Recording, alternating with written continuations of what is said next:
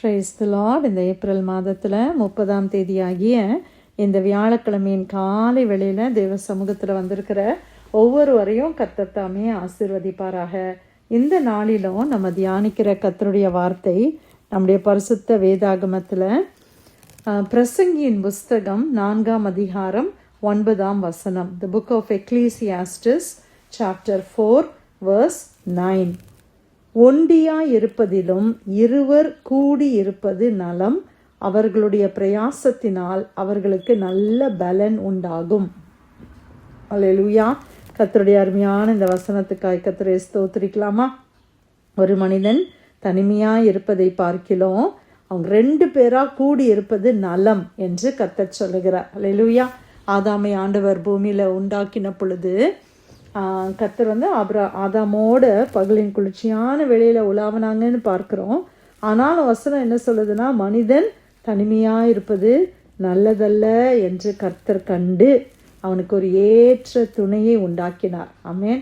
ஆதாமுக்கு ஏற்ற துணையாக ஏவாளை ஆண்டவர் உண்டாக்குனாங்க. அவனுக்கு எல்லா அனிமல்ஸ் இருந்துச்சு, பேர்ட்ஸ் இருந்தது. ஆண்டவர் கூடவே தான் உலாவுறாங்க. ஆனால் கூட பாருங்க, ஆண்டவர் பார்க்குறாங்க மனுஷன் தனிமையாக இருக்கக்கூடாது, அவனுக்கு ஒரு துணை இருக்கணும். அப்போ இன்னைக்கு நமக்கு தனிமையாக இருப்பதை பார்க்கிறோம், கூடி வாழ்வது, எல்லாரோடையும் சேர்ந்து இருப்பதை நலம் என்று கர்த்தர் சொல்லுகிறார். அதற்காக தான் ஆண்டவர் உறவுகளை கொடுத்தார். ஆமென்.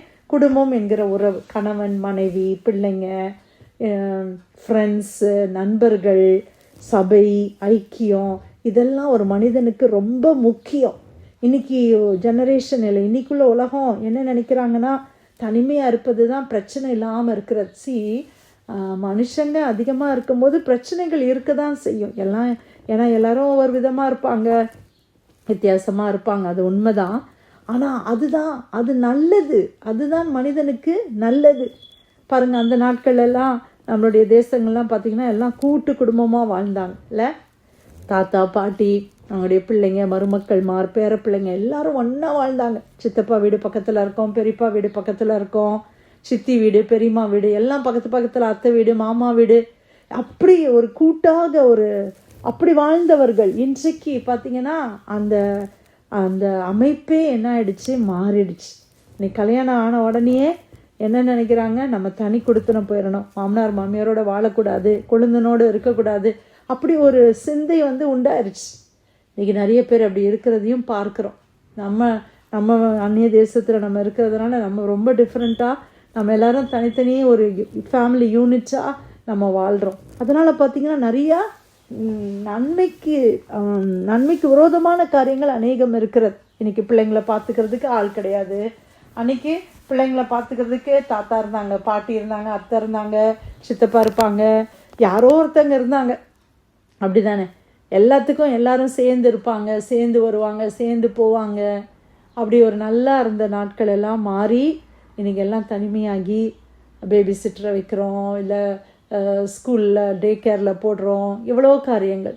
ஆனால் ஆண்டவர் சொல்கிறாரு, மனிதர்கள் என்பவர்கள் தனிமையாக இருப்பதற்கு படைக்கப்பட்டவர்கள் அல்ல, அவர்கள் சேர்ந்து வாழக்கூடியவர்கள். அல்லேலூயா.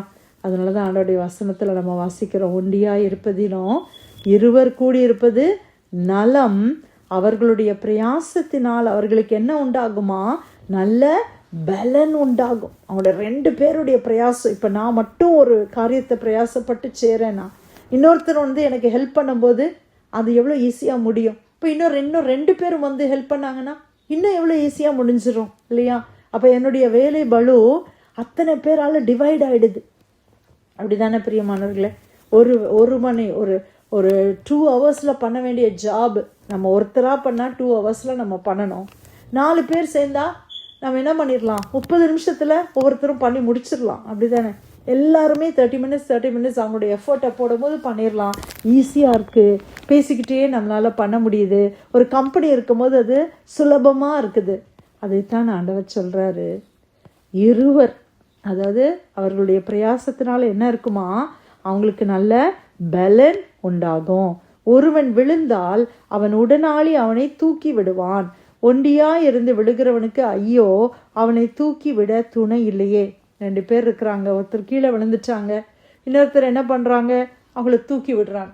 இப்போ ஒரு வீட்டில் ஒருத்தங்க தனியாக இருக்கிறாங்க, அவங்க கீழே விழுந்துட்டாங்க, அவங்களால எழும்ப முடியல, ஃபோனை கூட ரீச் பண்ண முடியல. யோசித்து பாருங்கள் அந்த நிலைமையை. எவ்வளோ ஒரு கடினமான சூழ்நிலையில். அதே தான் ஆண்டவர் இங்கே எவ்வளோ ப்ராக்டிக்கலாக அவர் சொல்லி காட்டுறதை நம்ம பார்க்குறோம். எல்லாம் நல்லா இருக்கும்போது நம்ம தனியாக இருந்துடலாம் அப்படின்னு நினைக்கிறோம். அப்போ ஒரு சின்ன சின்ன கஷ்டங்கள் வரும்போது, பலவீனங்கள் வரும்போது, ஐயோ நம்ம கூட யாராவது இருந்தால் நல்லா இருக்குமே, ஒரு தண்ணி எடுத்து கொடுக்க கூட யாருமே இல்லையே, ஒரு சூப் வச்சு கொடுக்க யாரும் இல்லையே, விசாரிக்க யாரும் இல்லையே அப்படின்னு நம்ம நினைக்க தோணுது. ஆனால் நம்ம சரீரத்தில் பலன் இருக்கும்போது அதை நம்ம நினைக்கவே மாட்டோம். நம்ம இண்டிபெண்ட்டாக இருக்கிறோம் அப்படின்னு நினைக்கிறோம். ஆனால் 2 பேராக இருக்கிறது எவ்வளோ நன்மை என்பதை கர்த்தர் நமக்கு அதை தெரிவிக்கிறார். ஒருவன் விழுந்தால் அவன் உடனாளி என்ன செய்வானா, அவனை தூக்கி விடுவான். ஒண்டியாயிருந்து விழுகிறவனுக்கு ஐயோ அவனை தூக்கிவிட துணை இல்லையே. 2 பேராய் படுத்து கொண்டிருந்தால் அவர்களுக்கு சூடு உண்டாகும். ஒண்டியாய் இருக்கிறவனுக்கு சூடு உண்டாவது எப்படி? ஒருவனை யாதும் ஒருவன் மேற்கொள்ள வந்தால் இருவரும் அவனுக்கு எதிர்த்து நிற்கலாம். முப்பரி நூல் சீக்கிரமாய் அறாது. அல்லேலூயா. கர்த்தர் இந்த பகுதியில் நமக்கு தனிமையை பார்க்கிலும் நம்ம சேர்ந்து வாழ்கிறது, சகோதரர்கள் ஒருமித்து வாசம் பண்ணுகிறது எத்தனை நன்மையும் எத்தனை இன்பமாக இருக்கிறது. சங்கீதம் 133 ஆண்டவர் சொல்றாரு, நம்ம எல்லாம் சேர்ந்து வாழ்கிறது எவ்வளோ நன்மை, எவ்வளவோ இன்பமாக இருக்குது.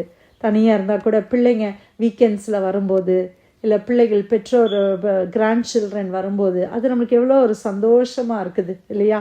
அதே தான் ஆண்டவர் நம்ம தனிமையாக இருக்கிறத நம்ம அதிகமாக விரும்பாமல் எல்லாரோட சேர்ந்து வாழ்கிறது. கிடைக்கிற டைம் சில நேரங்களில் எப்போவுமே நம்ம பிள்ளைங்களை போய் நம்ம டிஸ்டர்ப் பண்ண முடியாதா இருக்கலாம். ஆனால் அட்லீஸ்ட் கிடைக்கிற டைமில் நம்ம என்ன பண்ணிக்கொள்ளணும், எல்லாருமா சேர்ந்து இருக்கிறது. வேலை ஸ்தலத்துலேயும் தனிமையாக இல்லாமல் எல்லாரோடைய சேர்ந்து பழகிறது, பேசுறது. ஒவ்வொருத்தரும் ஒவ்வொரு சுபாவம் உடையவர்களாகத்தான் இருப்பாங்க. மனிதர்களே அப்படி தான். நம்மளே எவ்வளோ டிஃப்ரெண்ட்டான பர்சனாலிட்டியாக நம்ம இருக்கிறோம். நம்மளை எல்லாரும் பொறுத்து போகிறாங்கல்ல, அந்த மாதிரி நம்மளும் என்ன செய்யணும், மற்றவங்கள கொஞ்சம் பொறுத்து சகித்து நம்ம போய்கொள்ள வேண்டும். அல்லேலூயா. ஆண்டவர் ஊழியத்துக்கு அனுப்பும் போது கூட பாருங்கள், 2 பேராக ஆண்டவர் அனுப்புகிறாங்க. எவ்வளோ ஆண்டவர் கரிசனையாக இருந்தாங்க இல்லையா? ஆமேன். இந்த நாளில் நம்ம ஒரு பாடத்தை நாம் கற்றுக்கொள்கிறோம். என்னது? தனிமையாக இருப்பதிலும் 2 பேர் சேர்ந்து இருப்பது நலம்.